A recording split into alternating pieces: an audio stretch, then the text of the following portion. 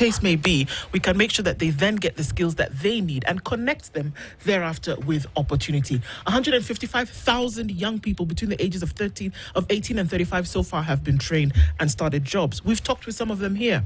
And so those are the things that we talk about. You want to find out how you can also click in here? It's a KCB Foundation KCB Group /foundation. That's KCB Group /foundation. Find out all the information you need to know about that. And then, even as you continue, you remember that even as you start a business later, and you're trying to make payments from one point to the next, VetoFX has the answer for you. You don't have to worry about hidden charges. You don't have to worry about exorbitant fees. You don't have to worry about long downtimes.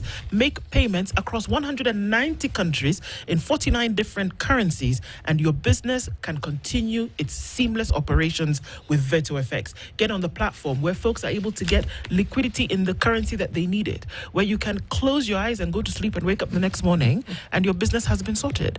Those are the things that we talk about. Get onto the website today as a business, small, medium, large, www.vetofx.com.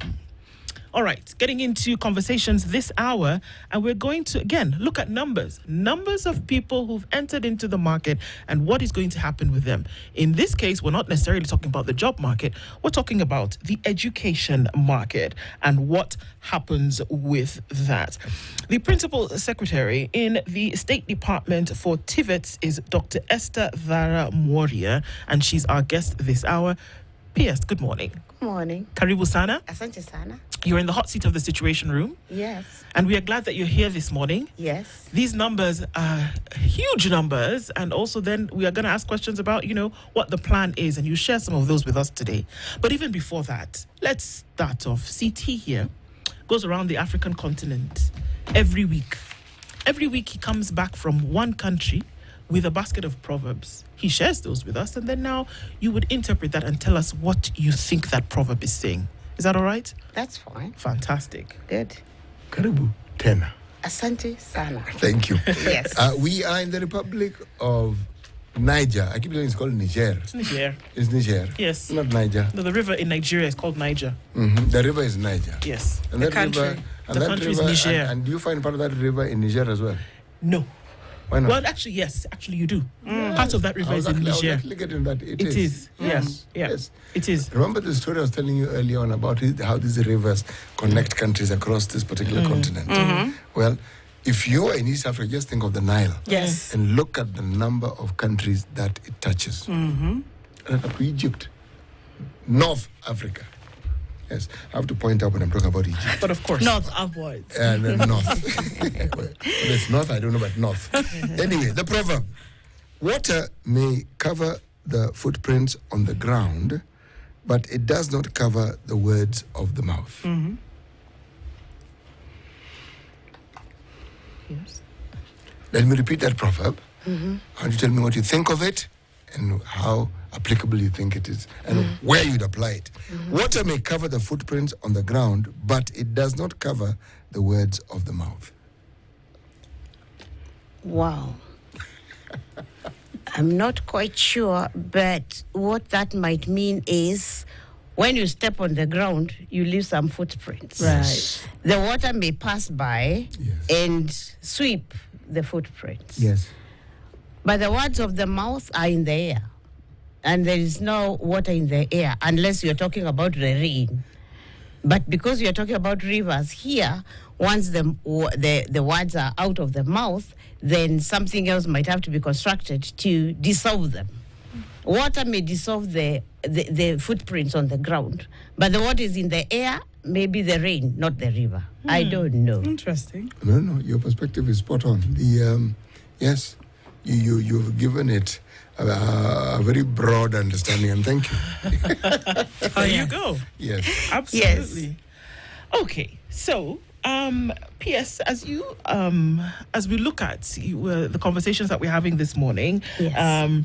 If TVET actually is a game changer when it comes to the preparedness of these 2024 KCSE candidates who will be coming to TVET at some point for their further education, and so we're getting into the space where, we had just under 1 million students who wrote the KCSE in December last year.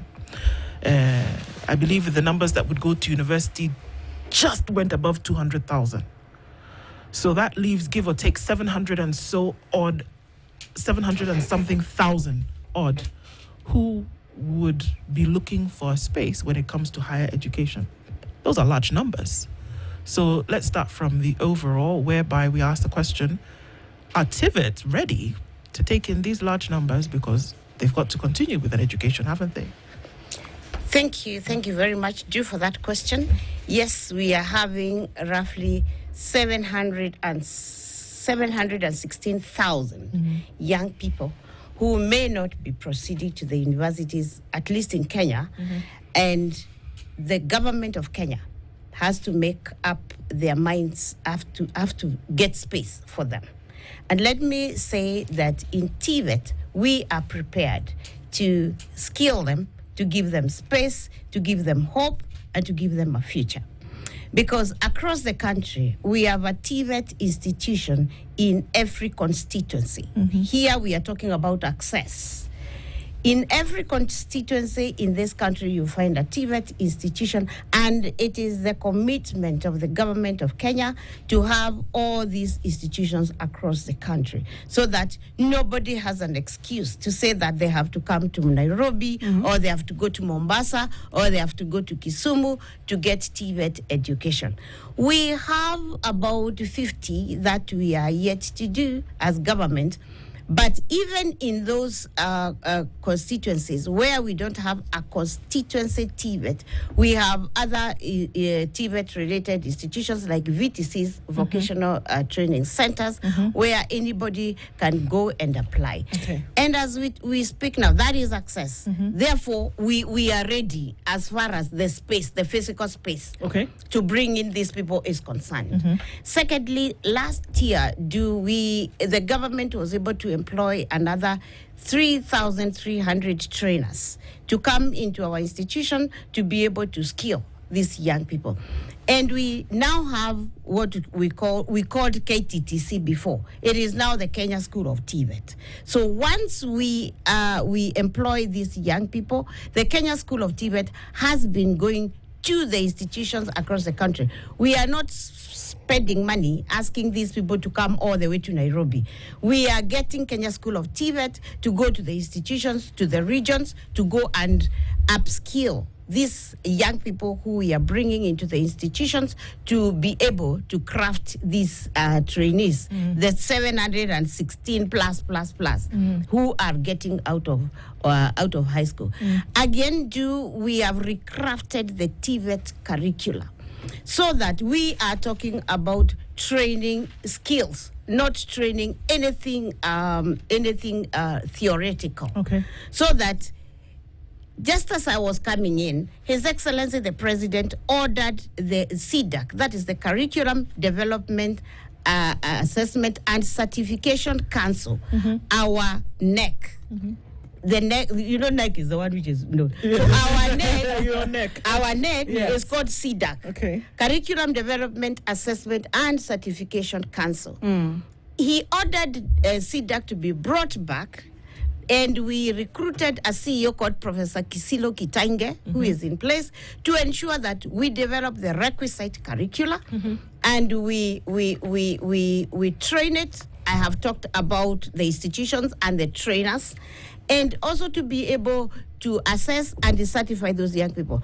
On Thursday, today is Monday, on Thursday, we were actually releasing results with CDAC at KCSE for 65,000 people who had been assessed by CDAC for certification. Again, the government of Kenya now has, I think, 38 national polytechnics. What is the meaning of having national polytechnics across the country? National polytechnics are also qualification awarding institutions, so that the national polytechnics also have a mandate to develop curricula, train it, and certify the young people. So again, we are not telling young people across the country that they must wait until they have to be certified by CDAC. Yeah. All right. We are saying that the national polytechnics, because they have a mandate to develop their own curricula, train and assess and certify, these young people can go to school for 3 months. They are trained in, say, masonry. Okay. To exactness. And the national polytechnics have the mandate to assess them and certify them, and that certification is recognized across the country. Okay. And let me be in a hurry to say, even across Africa, we are now coming up with what we are calling African Continental Qualification Framework. And we are going to load all these qualifications on the ACQF so that you can leave the country and go to South Africa and be recognized with a national polytechnic from Kisumu National Polytechnic, and you can work anywhere in this continent. And their eyes say across the world. Okay, so this is interesting because we often have the conversation where we talk about, looking on the in other parts of the world, now that you talk about a worldwide qualification, Yes. is that you want to ask yourself, you talk about masonry, you talk about plumbing, you talk about, many careers that for a lot of people have been, they've been lifelong careers, and they've also been careers upon which retirement brings in a pretty basket, right? But sometimes we look at it here as like, okay, something you can just do, and that you can sit under the apprenticeship of somebody and then get, The experience. skills, yes. But here we are saying that, has it finally gotten to the time, PS, whereby we will send young people who want a skill,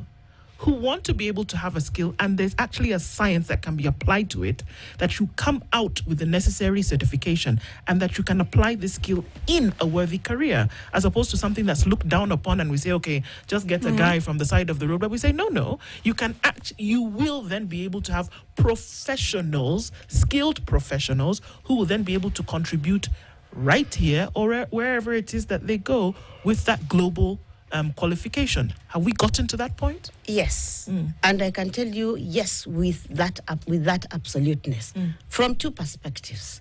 One is what I have already spoken about, that we are developing and training, we are developing curricula and ensuring that we are skilling these young people from industry, with industry, for industry. And this is industry across the world, like I've already said. The other day, I have said from two perspectives. One is from the perspective of our training. Then I will go to the perspective of those who have already learned through apprenticeship and what we are doing with them or for them. So, the other day, Cabinet passed what we are calling the dual training policy. Dual training policy is a policy that is encouraging industry to be able to work with us for these young people. So that we are speaking to industry and telling them, everyone, we are still rolling out this policy because it was passed by Cabinet just the other day. So we are speaking to industry and telling them, come on board, you train with us. This and this and this is what the government is ready to do for you to be on board to train these young people. So that we are saying as TVET, that our young people are going to be 40 to 50% in class, then 50 to 70% in industry. Okay. So that we have the young people training as much as possible with the skills that they need to be doing. They should have internalized the culture of the space where they are going to continue to work. We are getting out of the space, and we must get out of the space where industry has been complaining that they are getting half-cooked graduates. Yes. Yeah. They go to industry, and I have seen in some motor industries, Anki, where they have classes in industry because the young people are employed, and then they have to take them to these classes. That is the space we want to help industry exit from. But isn't that what we're talking about, PS, for example? I mean, we've been talking about, you may have heard when we came in, we were talking about the KCB Tujiajiri program. That program is training young people. Yes. But where are they going? They're going to TVET. Yes. In that training, Yes, it's yes, at yes. the TVETs that they're getting the Yes. training, and they're getting into these workspaces or being able to start their own business. Yes. So what TVETs can actually do in this country for Yes. young people, I think, is monumental. But Yes. essentially, we don't know enough of what or how folks can get into it, which now segues to my question is, when students are in Form 4, CUSPs, the University Placement Program, are TVETs involved in this placement program as well? Because young people, when they're writing their KCSE, for example, the goal is a university. And you may want to do something else. I'll tell you how we are You may changing want that. to do something else. So how are TVETs involved in this if we are saying that we have so many institutions around the country, Yes. a skilled program, Yes. and that you can come out on top? But it's where is it being placed? We are changing that perspective. We are changing that space in this way. Right now, if you go to COOPS, the portal is open for two spaces, applications. TVET and KMTC. Those are the ones that are open. University, not yet. Okay. So we have agreed with COOPS that as soon as the results are out, the portal is open for COOPS to place our students into all the institutions across the country. So if you check now, the COOPS portal has been open actually, I think, since the beginning of February for these students to be able to, and COOPS is placing them. Secondly, as TVET, we have gone ahead to establish a TVET desk at COOPS. Okay. So we are working very closely to COOPS so that we place these students. Secondly, I was talking to my colleague Piers Bellio the other day, and we agreed that I'm actually drafting a memo for his signature to his principals across the country. Okay. What are we going to ask them to do? We are going to ask them, as they hold the conversation with students as they go to do their examination, please, can they tell them there are different pathways? It is not just about the university. All right. Because we all won't fit there, whether we like it Or not. or not. We have to introduce different pathways. And therefore, the principals are going to be telling the young people as they do the examination about all these other different pathways. And for me, they need to be told that they need to proceed to the TVET institutions and what is there for them. I agree with you, that this is a space that had not been spoken about and brought to light for a long time. But we are determined. I have personally been on a lot of these radio and TV stations to tell the young people what we have in place for them. And let me tell you, it is a lot. We have all these skills across the board that we are able to train them, and we are ready for them. And therefore, the principals in high schools should be able to help us spread this gospel, and I've already agreed on this with my Piers Bellio. Secondly, you had asked me before about these young people, or some of them are even old, who have learned on apprenticeship, Yes. and they are not certified, and they may not be able to work elsewhere. People think the watu wanjua kali tu wafanye vile wanataka. We have a program called Recognition of Prior Learning. Okay. I have now established a directorate of recognition of prior learning at Kabete National Polytechnic. Okay. And one very experienced man called Mr. Maindi. What is Mr. Maindi supposed to do? He is supposed to coordinate all the skilled people across the country. Before, we had left it to the institutions. If you are in Sigalagala or around Luyaland, you can go to Sigalagala to be assessed, to be certified. Okay. But we realized this is not going to work quite well. We need somebody to be responsible for recognition of of prior learning. Let him get all the people who are actually very well skilled to come, be assessed, be certified, and yes, they can thereafter work anywhere across the world or even start their businesses, and the government should be able to license them because they are certified. But All right. yes. Yes. No, please go ahead. Yes, I've really wanted to ask this question. In as far as the labor market research is concerned, there's critics who say that there's inefficiency in the information you're given to actually inform the curricula that you're saying you're developing. Of course, there is the industry to the institution linkage, and I appreciate that.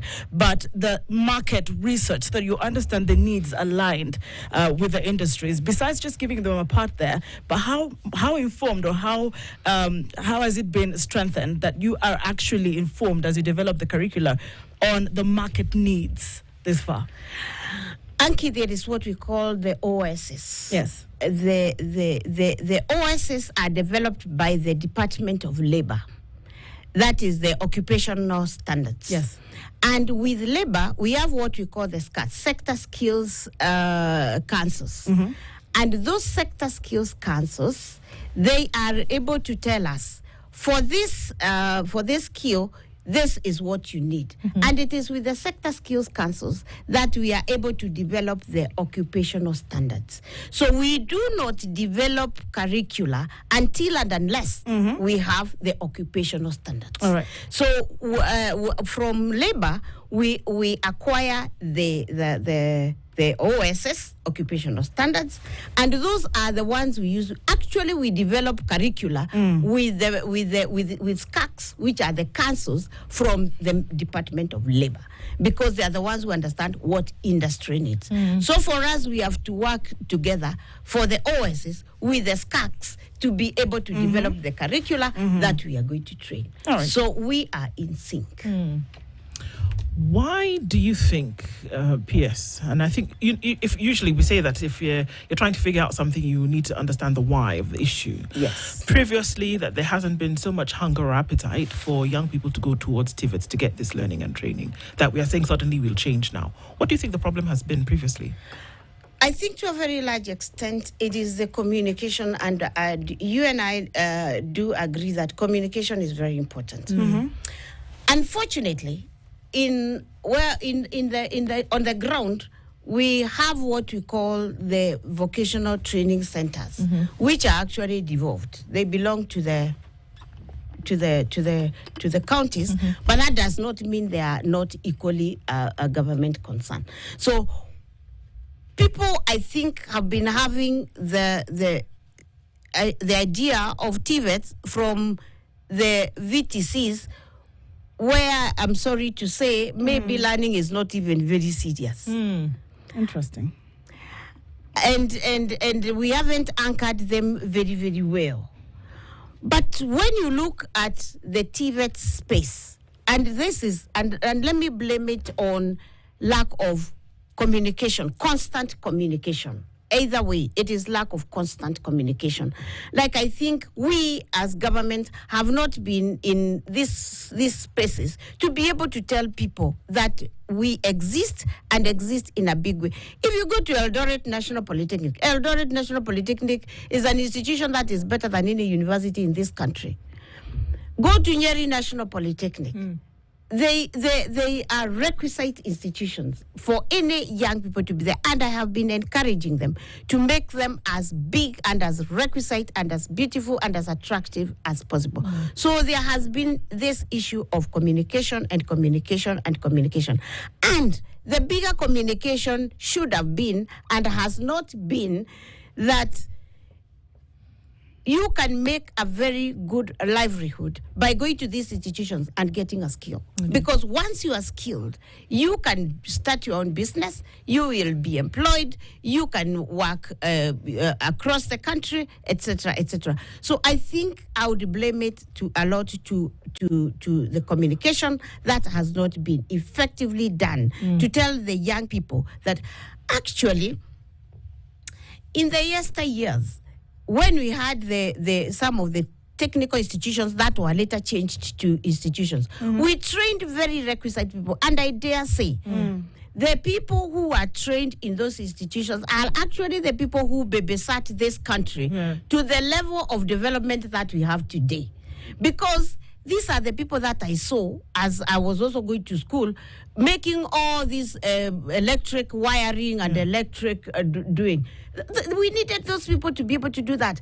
I used to see veterinary and agricultural extension officers coming to even our home to show my father how to make coffee do well. When those people disappeared, coffee industry fell to a very large extent because we lacked these technically trained people in the middle level.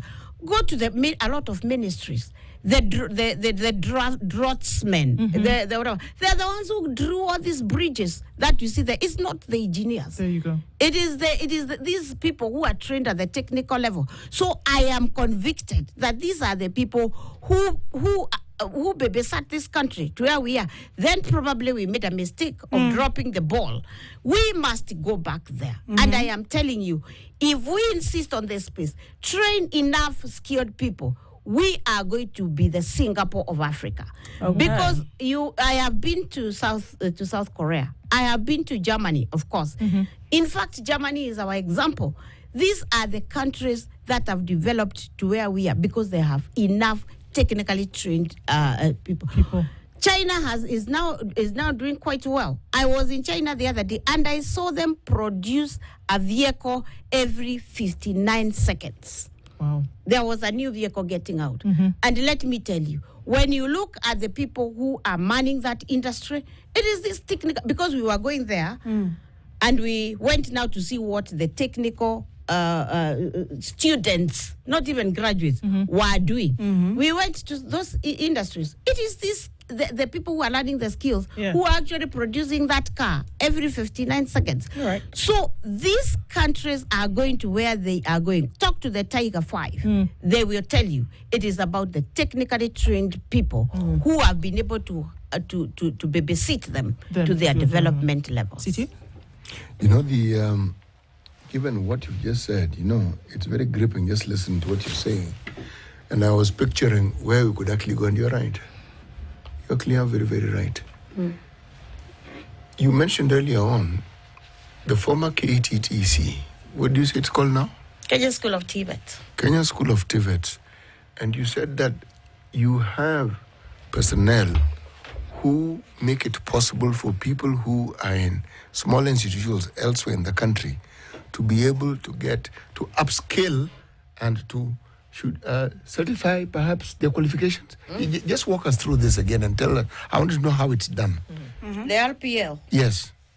You are trained in this. You have been trained in this station, and you have. Let me assume you don't have a certificate, but you have come here. You have interacted with all these machines, and you have become very good in doing what you are doing. All right. So, but nobody has given you a certificate because you just came here and you have been able to be walked around all these machines and you know them and you can operate them very, very well. All right. But now, if you are to get out of this space and you want to start a business of your own, you see, first of all, the government will not give you the requisite papers because you yourself do not have the requisite papers. All right. So we are inviting you to any of our institutions. We have the requisite curricula to be able to assess you. We are going to look at what you are able to do. We are going to listen to your story, what you have been able to do, what you have been able to acquire. And we are going, because my trainers in the field are also very well skilled. They will be able to assess you and they'll be able to say whether they are going to give you this level of certification or this level of certification. And from there you can upscale. Or you can upskill if you want. So, in other words, we are saying there is a lot of Juakali people. Some of them are on these roads making very nice seats. Right. All right. But many of them, if you ask them, they don't have any papers. So those are the people we are inviting. At Kabete National Polytechnic. They speak to Mindy. Mindy will be able to link them to any of our assessors across the country. And they'll be able to assess them. They'll be able to place you at whatever level that you should be placed. And from there, you can come back to our institution, learn if you want to learn, upskill to whatever level you want. And we have level 3 to level 6. Level 6 is a diploma. After that, we now have what we call K-cuts, Kenya the transfer of your qualifications, and you can go to the university. I was at Samburu, the TVC, on Friday, and I had two students who are graduating, but they are already in the university. They are in the second year of their university. So from there, you can learn to whichever level that you want. All right. Let's take a break at that point. The PS and the State Department of TVET, Dr. Esther Moria, is our guest this hour. And we come back and look at, all right, the capacity that, the country has to take on these large numbers and what actually it can do for them in the future. I want you to take the 200 shillings that you might have in your pocket every month and you don't know what to do with it. And then you start wondering, where do I get more when there might be a medical emergency? Jubilee Health Insurance says, you know what? Take that, put it aside every month, and you can start to access medical care when you need it. And you're going to ask how? Well, that's it. Through the Lipa Pole Pole system with Jubilee Health Insurance, you can make sure you have access to health by putting a little bit aside every now and then. Send a text HEALTH to 40643. Call 0709 949 000. Start to access health today with Jubilee Health Insurance. It's 24 minutes to 10. Hi, and welcome to Shop.Digga, where we bring you the best deals in fashion, tech, think gadgets and gizmos, think kitchen appliances, think your Christmas smoothie, all in one stop. All you have to do is scan the QR code and shop till you drop. Remember, Standard Courier brings you all these goods that you to check all the losses within the market specification.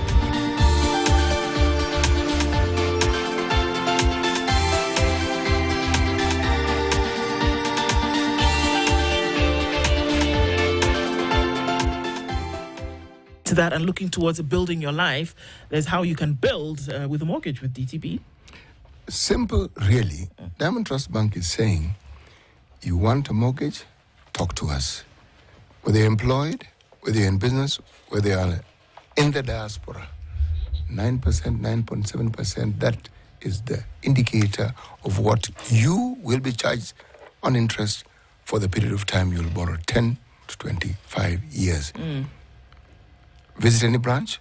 Better still, email mortgages@dtbafrica.com. Plus. Very good. And that's the way to go about it. And even as we continue our conversation with PS this morning, one of the questions that comes through is that how well funded and managed are TVETs to ensure that whatever is required, because if we're looking at this number and we're saying, take the 716 or the 700 or the 650 that may come 2026, is there the capability to absorb these numbers and to do so with proficiency?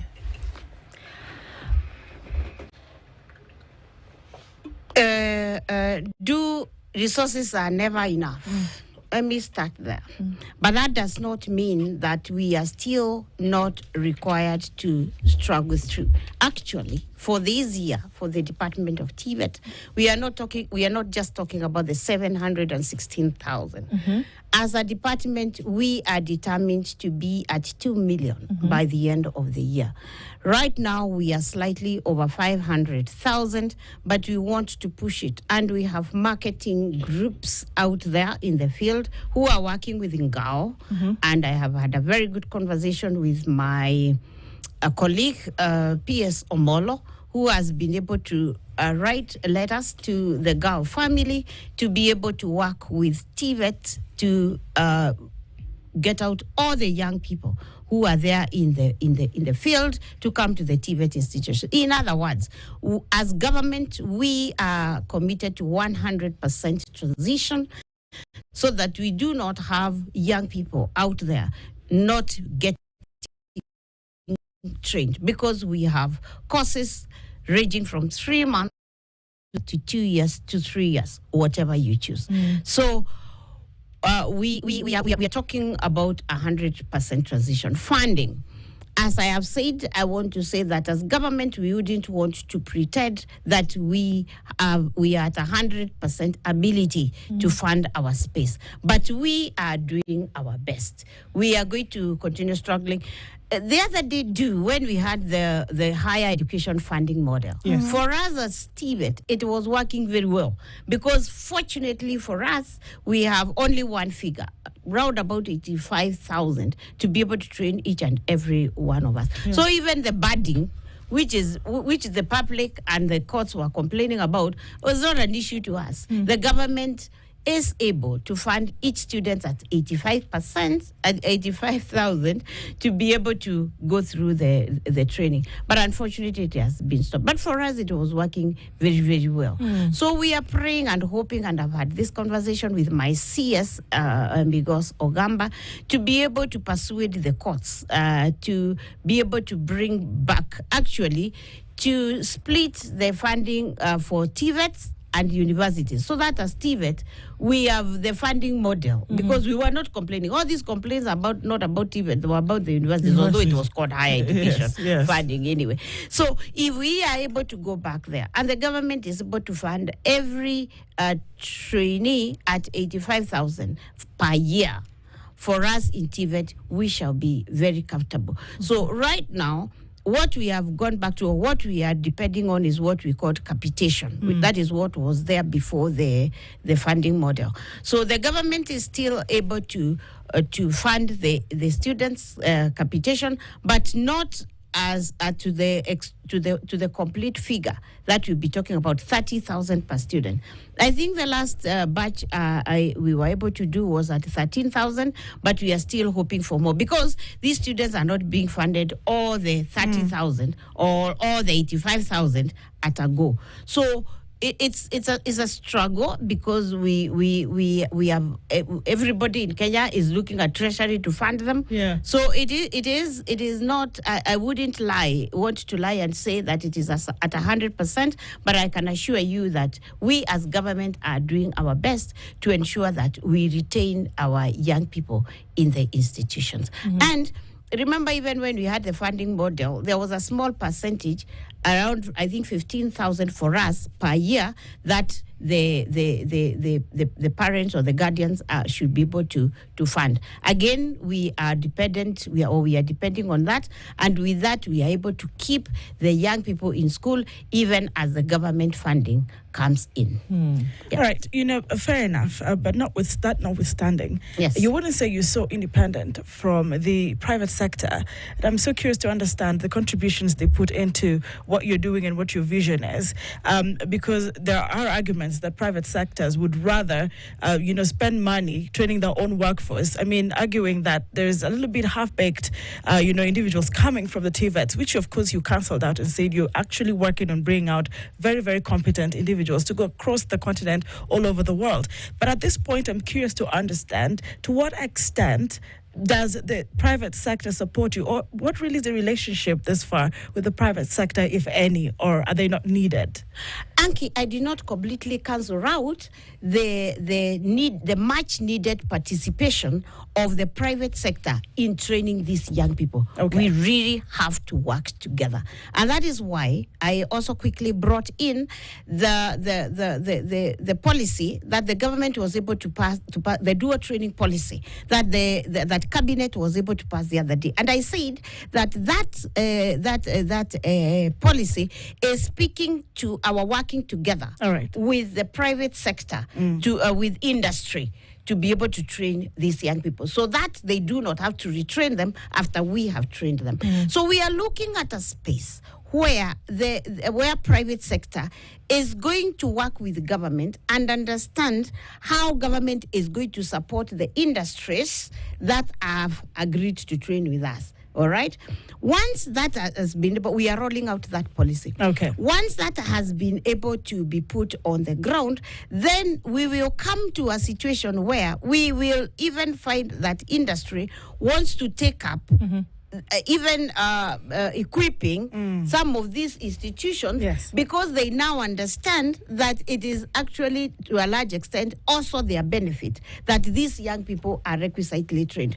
But one step at a time. Rome was not built in a day. I have been to countries where the private sector has actually built hostels and workshops and all of you for the technical institutions, because they have been able to equip them. They have been able to purchase equipment that is a duplication of what they have in the industries, so that you train them with the equipment that they're brought to the institutions, so that once they transit to the industries, they just transit and continue working with that equipment. So we are looking forward in Kenya to getting to a situation where we are working so seamlessly with industry that they will see the need to actively support the TVET institutions, so that we are just training the workforce for them. And again, remember, Anki, we are looking at a situation where sooner than later, with time, we are going to get a lot of industries coming to invest into Kenya. All right? All right. Let me digress a bit and tell you what I've always told those who care to listen to me. For a country to get industrialized, you need 4 M's. Some academicians will tell you 5 or 6. Yeah. But for me, there are 4.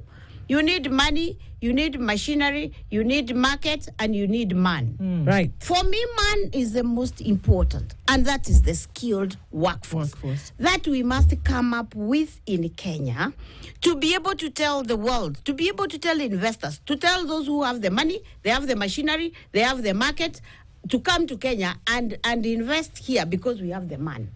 So for us, we want to put our best foot forward, create a pool of the skilled young people, so that international investors, Kenyan investors, Ugandan investors are encouraged to come and invest here, build their industries here.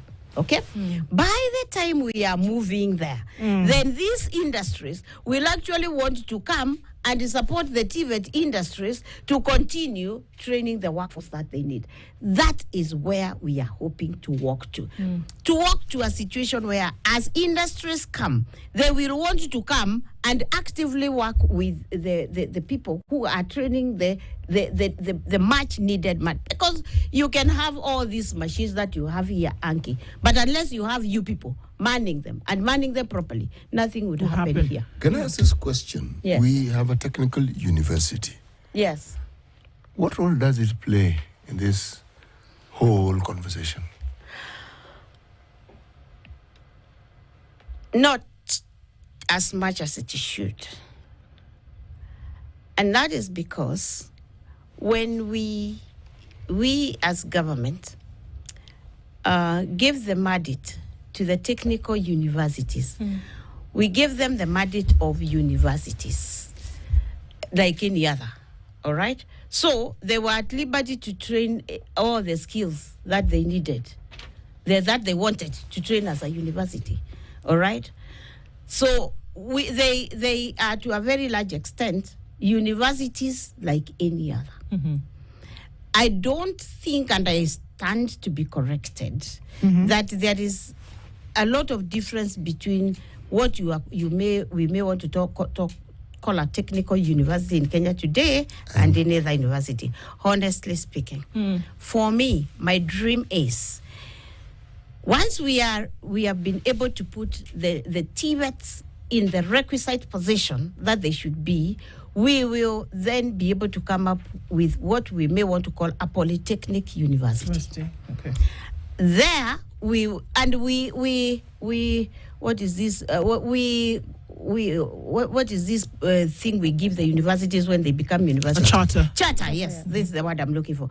And we charter them as such, not chartering them like any other university. And that is the small mistake as government, which we own, may have made, I started to be corrected, in chartering these universities like... At will.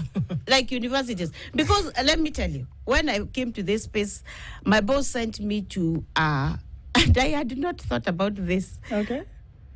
To a graduation at one of the technical universities. I'm not going to say which one. And the graduation booklet was full of You can become graduates. Yep. I'm not saying become graduates. Are not Of every other discipline. Yes. Yes. And that put me aback also, because you see, until you are in a space, you may not take much interest in what is happening. Right. And I was like, yeah, I mean. So what we are saying is the charter may not have been dictatorial enough to say this is what you're supposed to train. And let me tell you, there is one time we tried to have that conversation of redirecting them to where they may have supposed to have been. And it is not going to be easy because, you see, it's already established as such. So until and unless, as government, we come up with what I may want to call a polytechnic university, like some I have seen out there, then probably the university space, we are not quite there. You know, there was, once upon a time, I was a teacher. Mm-hmm. And the school I first taught in was called Technical High School. Mm-hmm. We had very many technical high schools in this country. Yes, we did. And I remember what you call the other discipline, whether it is science, whether it's the arts, like Kiswahili was taught in Form 1 and 2. That was it. Mm-hmm. The focus that you'd have on many other subjects were actually given to technical subjects. We used to call them woodwork, metalwork, drawing, whatever it was. But it meant that from that particular... And there were also what they called village polytechnics then. Yeah. For people who had finished Standard 7, because it was Standard 7, you could actually go into it. Whatever happened to these institutions? I'm not sure. I'm not sure what happened. Yes, and I agree with you. When I was choosing a school to go to Form 1 myself, I wanted to go to Ngabune because it was a technical secondary school. Uh-huh. There were many of them. Yes, then. there were. And I have some of my directors now who were actually trained in those schools, and they went to the technical, let me call them TVETs of those days. And they're just actually technical people. But now, like I said earlier on, for some reason we exited that space. You know, it is sad because this Saturday, I was telling my colleagues earlier on, I met with the students whom I taught at that point in time when I began my teaching career. Yes. It was instructive to observe how it is they have excelled in technical fields. Yes. ICT hadn't come by then, but some of them are now ICT heads in institutions. Yes. Impressive. Yes, they are. Yeah. So I'm simply saying that an opportunity was lost. I taught in other schools as well who had some technical aspect. Those were disbanded. The rooms were there, the equipment was there, but nothing was happened. It was a terrible misstep on our part. And in fact, looking at how the world entirely is progressing into AI, and if you look at Kenya alone, projecting that unemployment will be increasing by the time 2023 at 5.57%. It was projected to be 6.61%. We're now in 2025. We could be getting more unemployment. And President William Ruto has kept pushing that these TVETs are to actually empower young people to put money in the pockets. Yes. Now, there is that shake up a bit in the threat of, you said the 4 M's, but we're looking at AI, and guys are like, will it really work for us with all the machinery, technology, and AI coming in?